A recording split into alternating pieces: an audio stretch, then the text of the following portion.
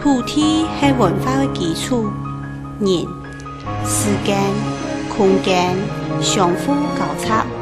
经过百年，建立人文传承。客家人跟其他族群共下写出一段台湾精彩的多元族群文化历史。台湾那块土地就是我们表现多元文化的舞台。在中华民国100岁的时间，跟时间绑进100年前，我们对语文出发来看我们那块土地，来就是有关台湾100年史文的故事。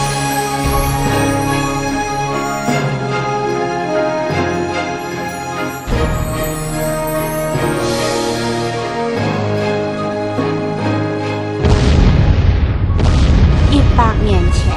西元1911年，来是殖民帝国霸权上涨的时代，在欧洲，第一次世界大战就要开始；在亚洲，孙文发动失败革命，推翻清朝，建立中华民国。就在那一年，日本明治天皇过身。开始太政时代，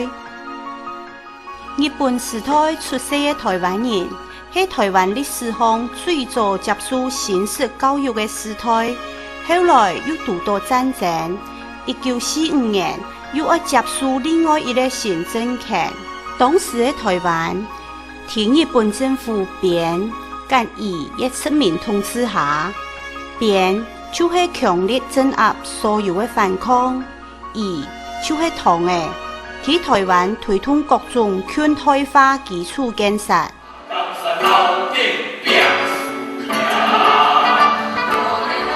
从语文发展的角度来看那段历史，客家族群在关键时刻是一个重要的角色。赖和被称为台湾的鲁迅，就是台湾的以白话文写成的小说作品当中的第一位人物，所以他有很多的第一。但以前的他的台湾创作流行歌曲之父，我倒觉得他是很贴切的。郑南榕他把写实概念在台湾摄影发展中进入一条非常鲜明的路。台湾本身女诗人的这个声音，我相信从陈秀喜这样一路下来，那杜潘芳格实际上是做了很好的成绩。第一次世界大战过后，美国总统林义森提倡民族自觉原则，成为1920年代全世界弱势民族奋斗的目标。当时的台湾青年透过各种刊物报道跟讨论来到世界大事，因的眼光跟思想完全跟国际连接起来。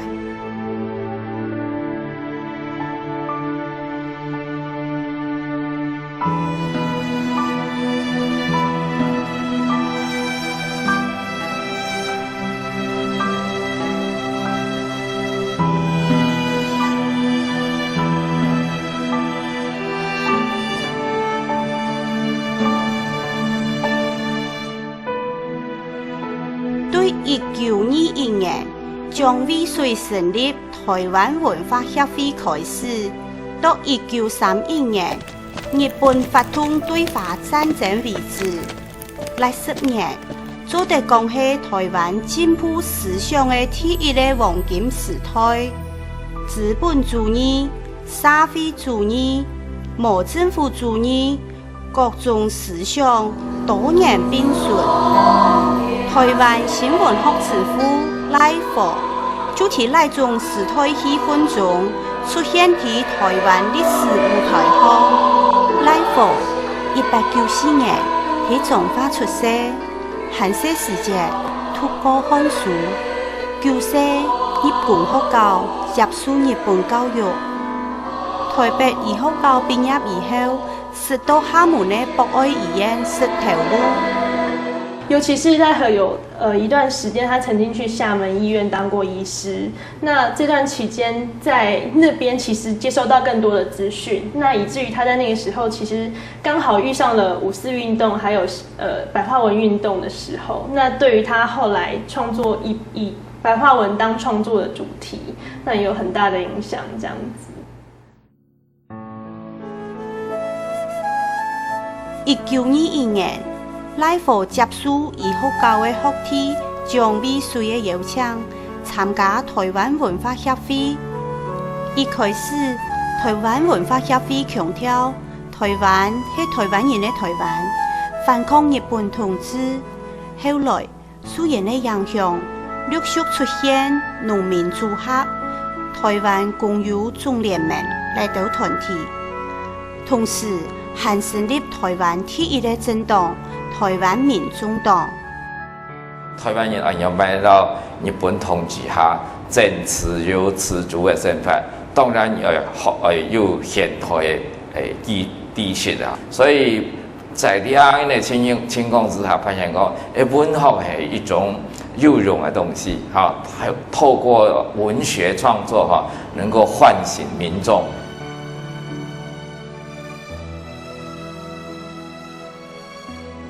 当时，知识分子透过新文学创作歌谣、电影、报纸来到现代语文形式，来表达人的思想主张，将各种文化法通跟媒体天天地融入台湾人的日常经验。1920年代，在台湾新文学开始发展的关键时刻，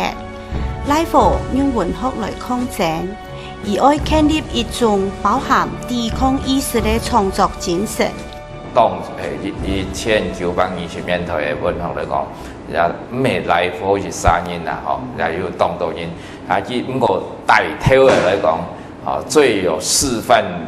作用的人是赖和。两种牺牲一家吼，为台湾的精神最重要的是，都该赖和的文学建立起来。比如说《一杆正彩》非常的简短，内容丰富，充满张力的。以赖和来说，它写于20年代农民运动崛起的那个年代，不管是对那个运动或对当时的。大部分的社会大众的生活的反应，我觉得一杆正彩都有非常重要的意义。赖和唔但唱一家创作，伊嘛系开出了编辑，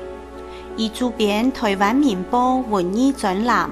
花几多时间跟别人改写歌的杨树儿、陈希谷、棉花来到后边。让受到以几多照顾跟影响。他这个台湾民报的文艺栏有非常多的人，因受到他的鼓励，比如说像杨奎，他第一篇作品就是他在他这个上面登出来嘛。那包括杨奎的这个笔名都是赖和给他取的嘛。本来做医生的赖和，就算冇参与公共事务。马还有一天的社会 TV， 不过就像伊自家所讲的，国务下的牺牲，赖和先出行通。1923年，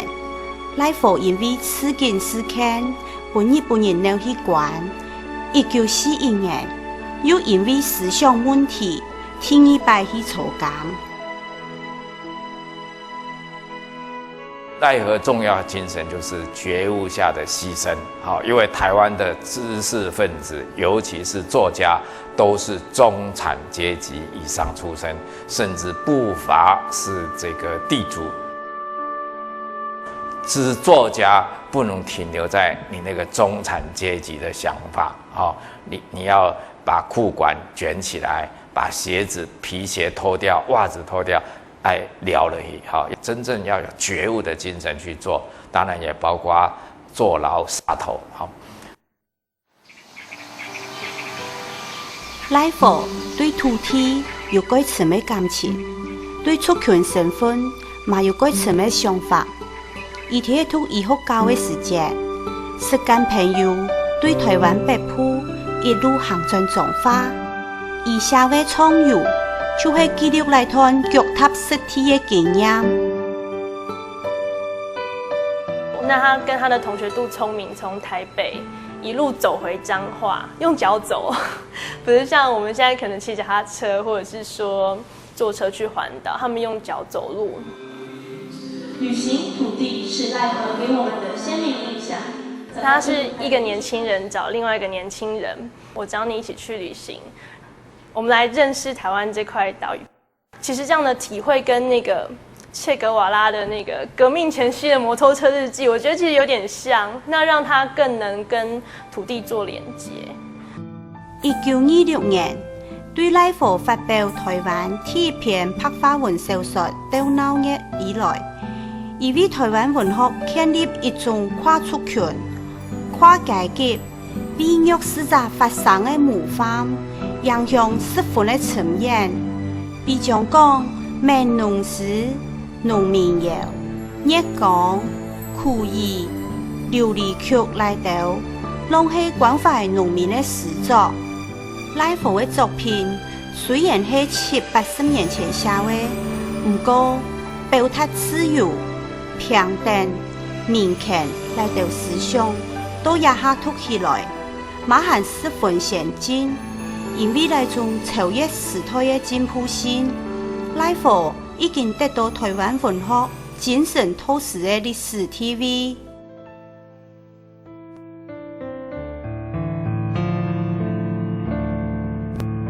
月光露水淡，红豆一定好。哪知梦花时，风台云来做，情念袂结晶，空春着我过，早冬。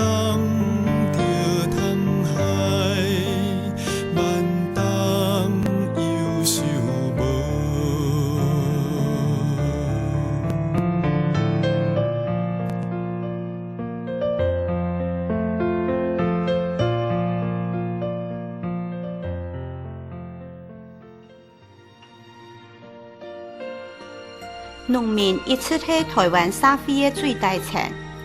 钢铁人辛苦劳动，满足国家跟社会的需要，有时只加上无法度维持最基本的生存。1930年代，受到台湾文化协会的启蒙，农民嘛开始起出来为自家争取权益。台湾当时当然。闽南啦、客家其实都有你发现有很多当时人青年才俊他们都能够关心一般的人民，关心农民，然后为农民去争取他们的权益台湾的知识分子，尤其文学家，全部跳脱人嘅阶级的限制，全部写个东西，平民文学，系农民文学。这是厉害！我一直讲台湾文学史上，不是台湾社会思想史上可以推个人文比台湾非常好的典范1927年，因为属实无好，桃园新屋观音地区客家中的农民希望改善养猪条件，不过太地主日托费沙唔肯。农民保卫会所表达抗议。来年，审查两地乌托干练检讨，农民拿脚头无念的，干用木剑的审查对立，最尾有34杀本人判有罪，不过嘛得到一些养猪的权益，那就是历史上有名的第一次种辣事件。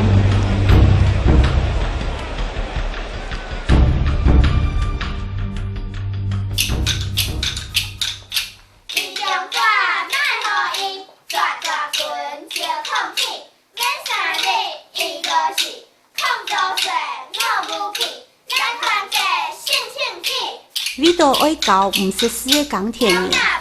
农民组合编写3、4集，做得讲是台湾最早的运动歌曲之一。30年代，赖福来的作家用文学创作关怀农民，听以前就是用音乐表现当时平民生活文化。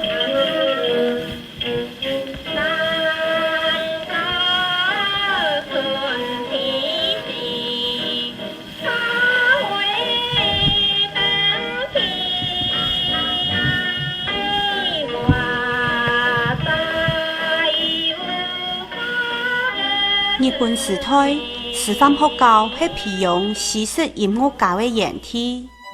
许多有名的音乐家，像柯震甫、李金土、苗栗头份的张福兴、桃园龙潭的听以贤来等人，拢是对师范学校毕业的。不过，因为当时台湾无办间专业的音乐学校，想要进一步学习。去日本留学是唯一的方法。张福兴、林秋瑾、柯明珠、郭慈妮、陈思慈、江文雅，还有听以贤来等人，拢是在日本能接触到国际乐坛，学习欧洲最新的音乐书法。当时，德普西、巴尼托克、斯特拉文斯基。还有俄罗斯国民乐派的作品，拢是台湾留学生学习的对象。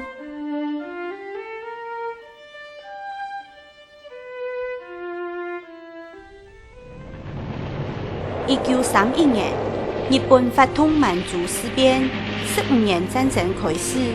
军人杀强，思想管制嘛引来影响。在安尼的时代气氛下，台湾的知识分子马上坚持理想，在1934年组成台湾文艺联盟。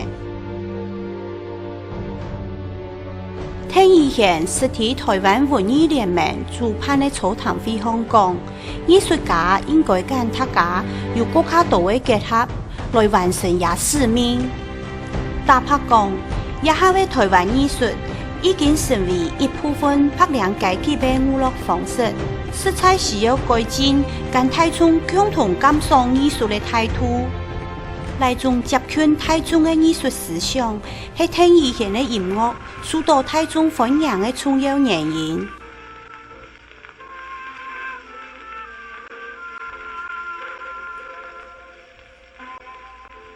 其实写歌词的人，他就是要去了解人民的喜怒哀乐。换言之，就是说你要了解人民的脉动。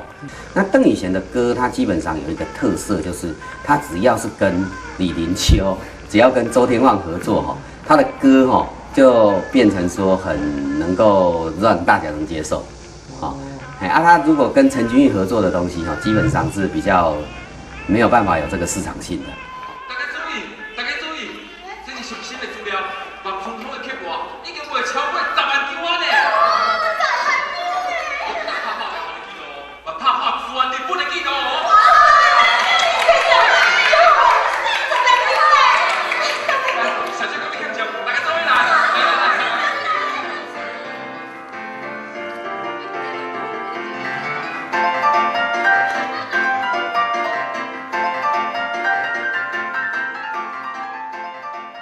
30年代以后，全世界的音乐大部分让行业新旧交接的重要阶段。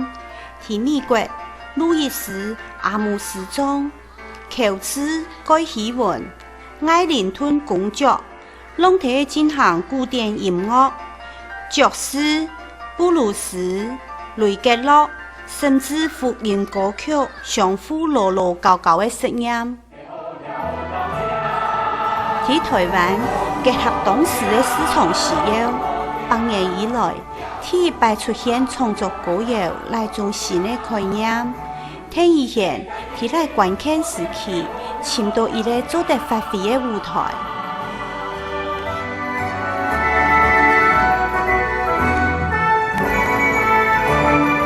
以邓以贤来说，他是从台湾到日本去学音乐的。他所学的音乐内容包括整个西方的古典音乐，从巴哈、莫扎特，到俄罗斯的近代音乐 Prokofiev、Rachmaninoff， 他的音乐都是学过的。所以他回到台湾来创作歌曲的时候，他所有的技巧、他的观念是完全专业的啊，跟以前民谣创作者是截然不同的。所以邓雨贤在创作这些歌曲的时候，他其实并不是我们想象中那么随性，他是花非常多的功夫在创作。像我手上拿的这个稿哈，是我祖父的手稿。那这是咸花炭的乐谱，它有各种的一个乐器的一个谱，比方说萨克斯风、小提琴、钢琴、吉他等等的谱，哈，都在，他就把它注明的非常清楚。所以邓雨贤在早期，尤其在他还没有进去哥伦比亚唱片公司之前，他是在一家唱片公司叫做文森唱片。那文森唱片公司的时候，他就有发行了一首歌，台语的流行歌，叫《12部珠泪》。那这12部珠泪呢，就是现在我们歌仔戏曲调里面常常用的3部珠泪调。那3部珠泪调哈，你看它的那个结构哈，噔噔噔噔噔噔噔噔噔噔。噔噔噔噔噔噔噔，它就很像歌仔戏，所以歌仔戏班才会拿去用，现在变成歌仔戏班所使用。那你从这里就可以看出，邓雨贤其实他是有去采集民间的一些资源，就是台湾的要素。邓雨贤对台湾民间音乐各有兴趣，熟悉许多资料，以用台湾文化做基础，再用新式的乐器跟创作方式写歌的。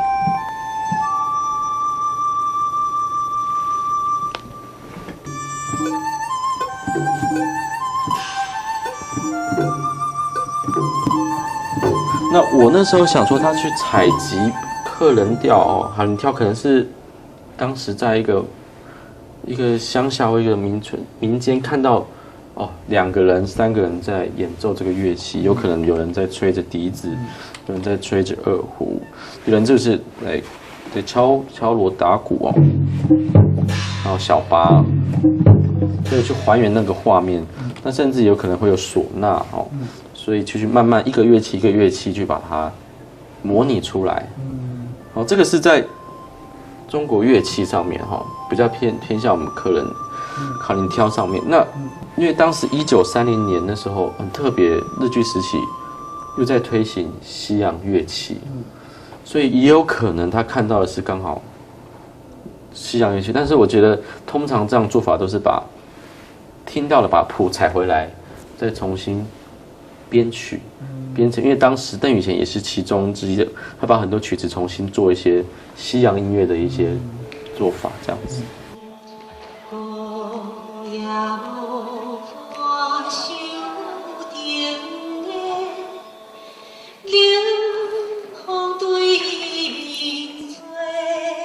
反映当时社会大众的情感，邓雨贤写出一条一条感动人心的歌曲。也四季风、日夜愁、望春风、一夜花来到歌曲世代传唱，做得讲是台湾整体人文资产天作而有的一部分。每个年代会有它不同的感觉结构，对于同样一个东西，那会给它一个不同，它这个适合这个时代的诠释。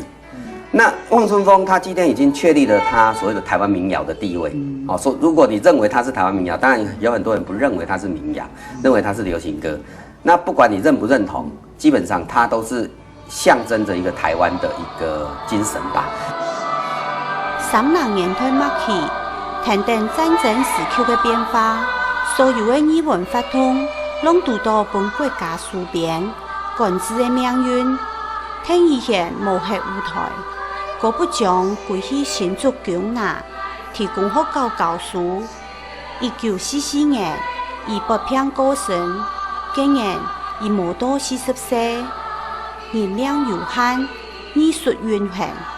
邓雨贤所写的音乐歌曲，还会继续传唱到下一个100年。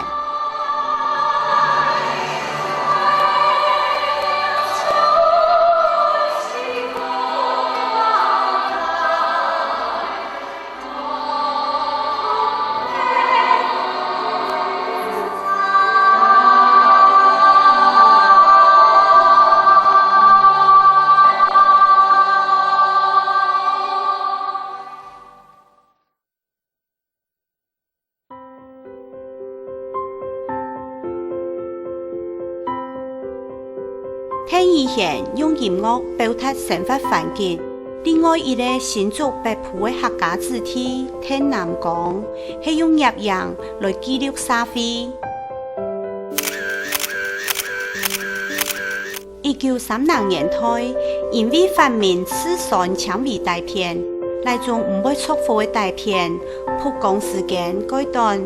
嘛带动小型的摄像机出现，来是世界业样史上重要的分水岭。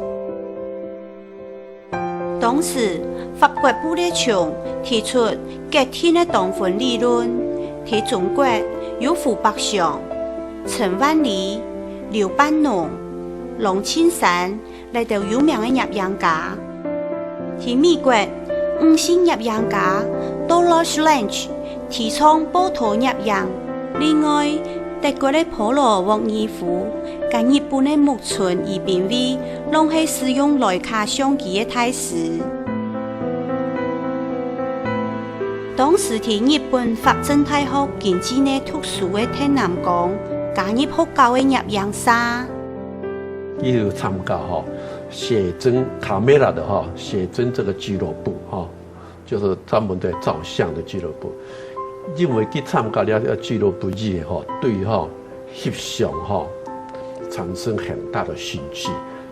该老师讲买那个相机一推一些可以这个买一桶Voga该老师他不许这个成本，就是买了这个徕卡相机。该老师爱讲都北部做的体足了而且比较有钱。买了这个徕卡相机以后一些它的动静营造啊，什么东西啊它拍了很多相片该那些这个照的相片是，譬如是了的日本的这个闹区叫新桥的地方所拍摄的比较摩登的一个这个日本这个女士小姐的一个相。这时节，日本流行新型写真，就是用小型的摄像机，看到乜嘅翕乜嘅，自由翕相的方式，来从业样书法对天南讲的影响巨大。那大正时期，也是日本在整个进入短路的都路的兴伟时期的时候，所以很多大众文化也转入到新的时尚。邓德光刚好在那个时代进入这个状况，所以在日历时代你可以看到说，他拍了很多街头的街景、新旧成长那些照片，然后你可以感到大部分都在街头抓拍。那我刚才所讲说新兴摄影术。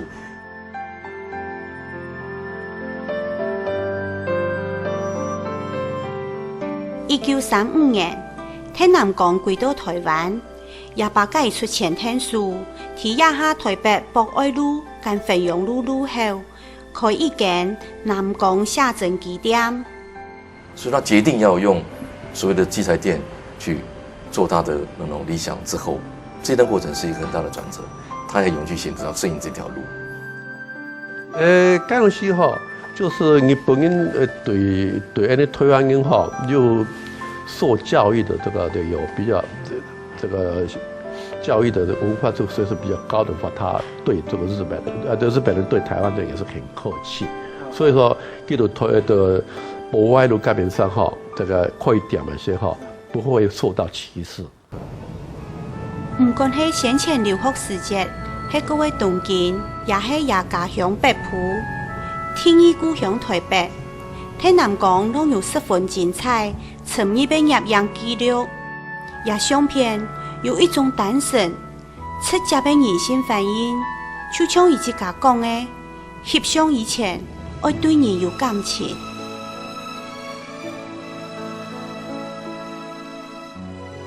写实派印象是怎么样？就是你把真真实实的实在的东西把它拍下来，把它记录下来。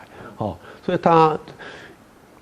这个相片里面都有一个，比如你去乡下去的话，乡下人的要怎么活动，这个洗衣服啊，在菜市场买东西啊，一定有人物这个配衬在里面，都是他的理念。在1935年之后回到台湾之后，他就开始拍很多北埔他自己家乡的东西，这里面就有很大鲜明的不同，这里面就有强烈的比较有社会性的那种观点出现。这一定有他想要帮北埔留下一些时代见证的东西，他就这样去有这种义务，所以也是因为他这样的推广，他把写实概念在台湾摄影发展中进入一条非常鲜明的一条路。就算在战后50年代拍摄恐怖的事件，天南讲马汉坚持走史实摄影的想法。在1954年，伊跟总裁李明雕来导人组成自由影展，带动全台湾各地拢有摄影社成立的热潮，让3个人十分热心照顾跟指导新人，大家拢喊言摄影3剑客。那个时候这个民国44年那个时候就开始这个成立一个摄影自由影展自由影展是也是这个受制于这个政府的这个戒严活动他不能这个组织一个团体嘛所以只好这个加个自由影展名差不多10几位的这个摄影同仁参加的活动除了平面摄影，天南讲还会协发通氧化，以使用8厘米的天然机记录当时各种生活方式跟法通，像2次大战前的台湾博览会、艋舺、淡水、家庭之类的，其中有的作品还有得奖。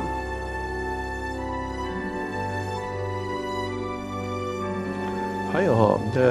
矮拔就是这个除了这个普通的徕卡相机相片以外它还这个用8mm影片去拍摄很多相片。那个时候也是参照以淡水河为主要这个题材去拍摄的8mm也是得到了一个这个日选。日本的8mm这个电影协会特别发了一个奖状。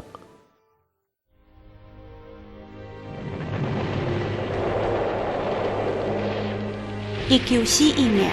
太平洋战争开始，当时已经30多岁的天南讲不是做兵，伊开始跟风票出征的亲戚朋友翕纪念相片。到1945年，美国民军日夜空袭台湾，大部分的人拢变啊乡下，归在台北，像一座西上。来时节的天南讲，还拿电翕相机一来去翕相诶。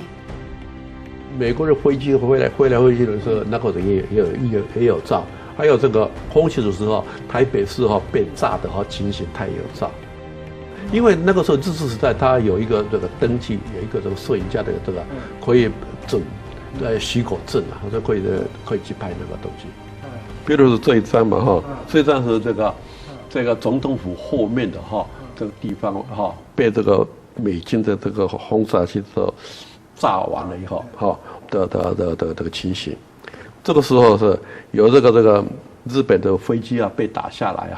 或者是美军的飞机被打下来它这个有这个整体都回缩的一个情形它那边都有拍照下来的。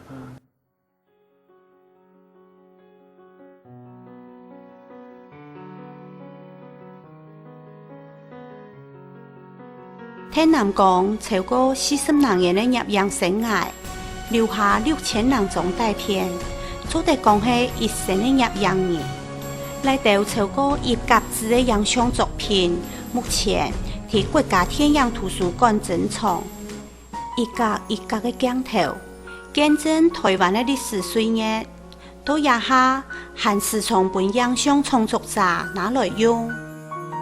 台湾整个摄影环境上，我们要建立一个主轴精神，这核心精神在哪里？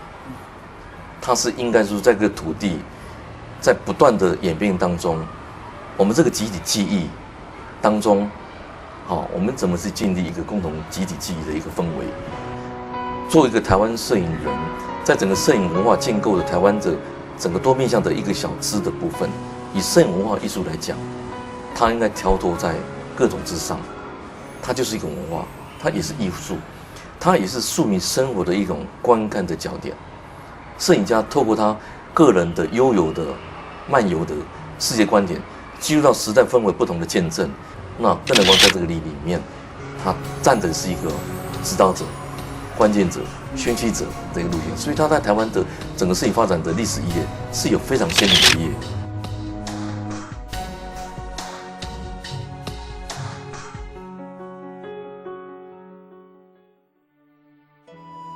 日本时代，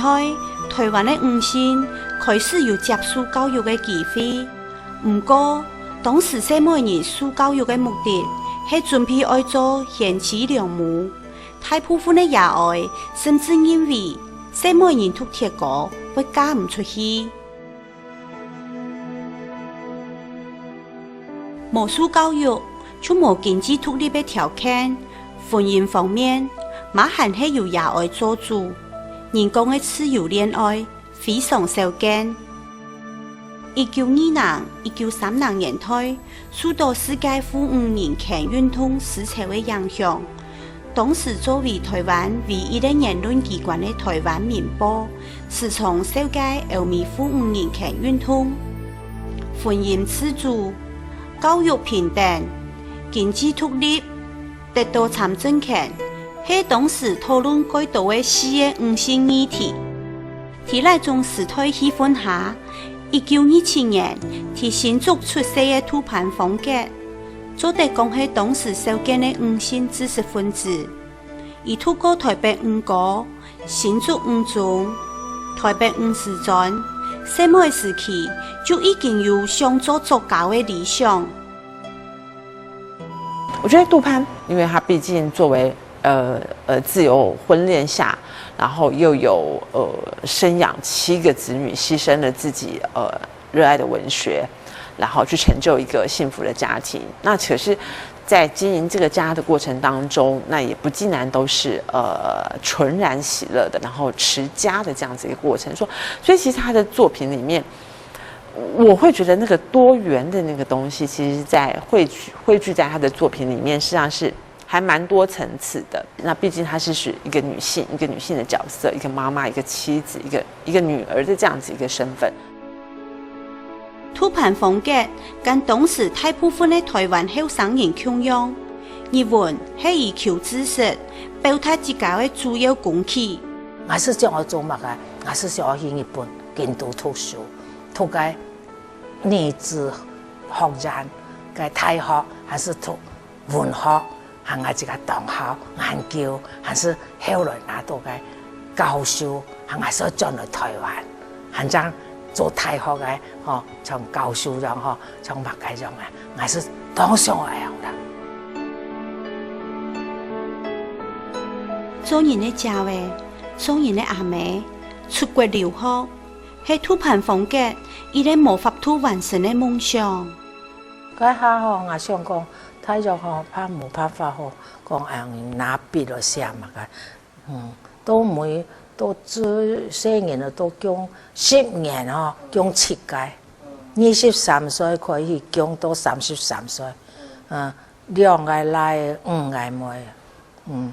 土盤風格對16、17歲就開始寫日記，伊喺戰爭時代用日文寫日記，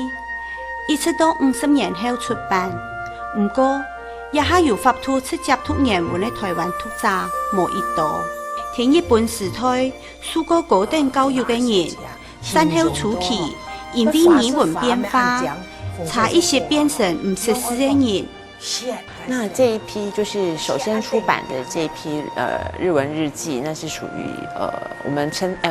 書名就是《福爾摩沙少女的日記》嘛。杜潘作為一個當年是日本時代日本教育底下的那個人民，所以他自然而然的書寫語言都是日文。那我們也可以說到今天為止，他日常的書寫，最大的那個部分還是都是最私密的那個部分，甚至是創作的部分都還是日文為主。常常聽他說，就說，他的那個普通話就是那個中文華文就只有4年級的程度。我想他這樣子講，其實是跟當時他去接受那樣子的一個教育，就是學戰後學 ㄅㄆㄇ 的那個那一段时间是有关的。这样子的一个生命经验，在跨越语言一代的那个作家，其实都有这个问题。我们讲说侯若维的陈千武啊，或是其他历史社的前辈作家，还有台湾不少的作家，像钟肇政也是这样子的问题。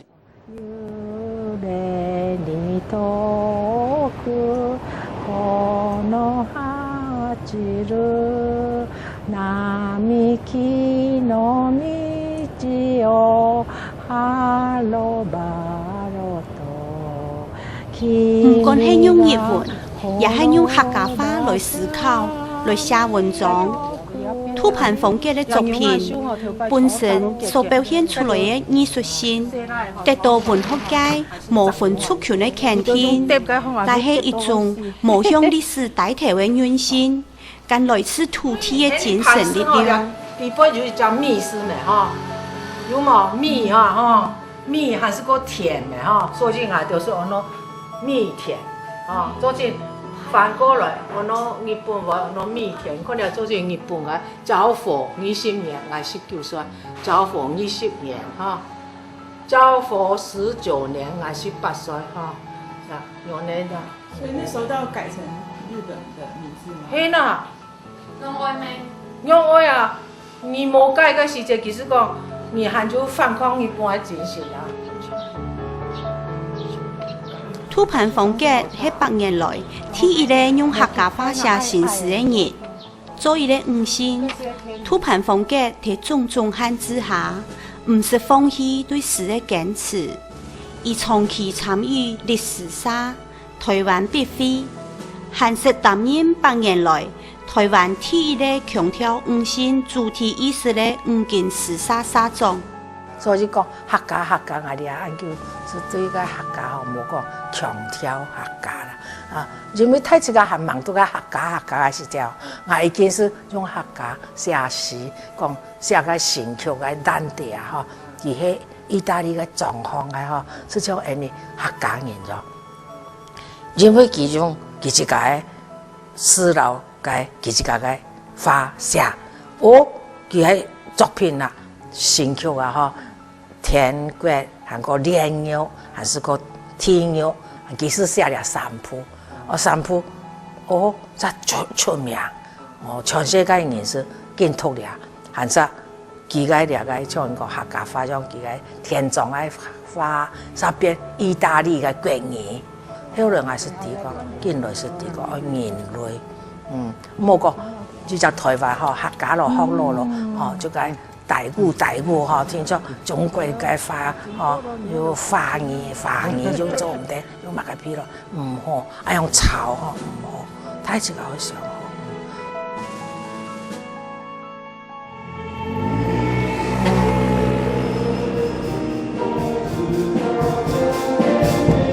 那對於他晚期的作品，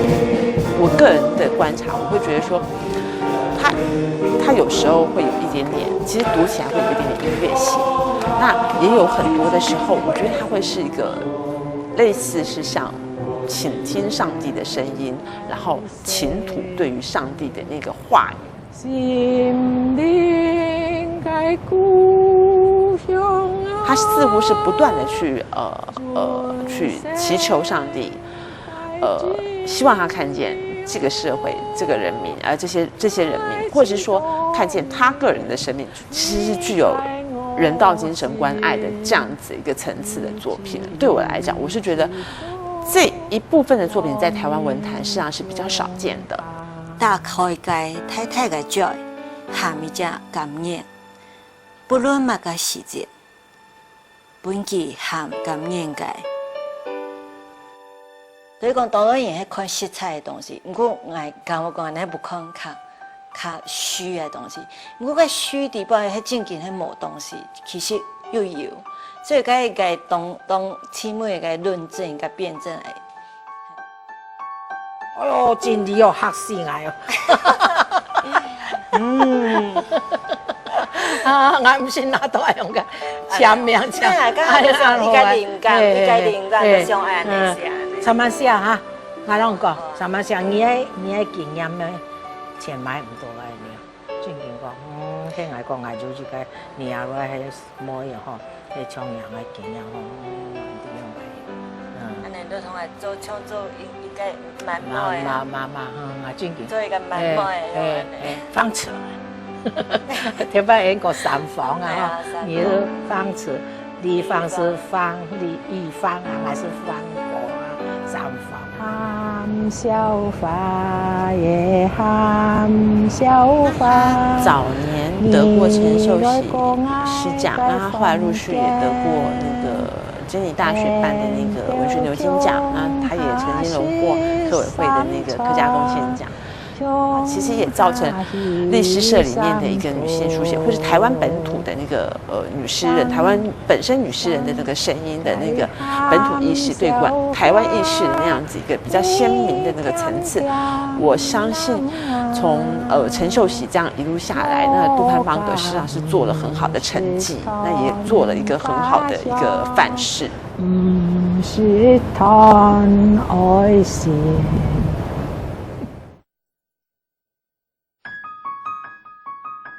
文化是对天内方生出来的，文化就是生活。看过去的历史，做得提供一类认识以下的角度，不让人思考未来的方向。